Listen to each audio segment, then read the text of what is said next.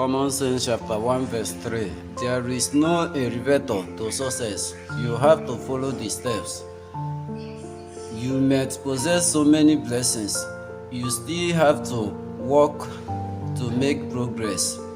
No matter who you want to be like, no matter your goals, no matter where you want to reach, no matter the level you want to possess, you still have to work to make progress.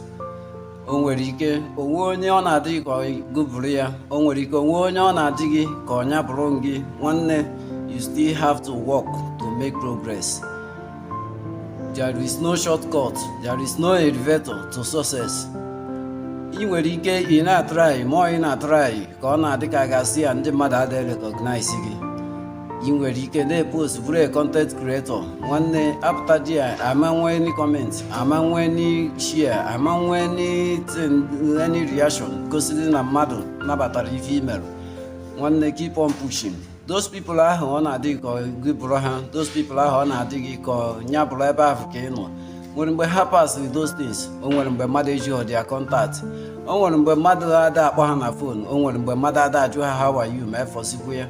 But ha continue na-push until ha ruo ebe ha nọ tata. Nwanne, don't give up, continue pushing. You must surely get there. You must surely get there. Don't give up. Share this message and be a blessing to someone. Thank you.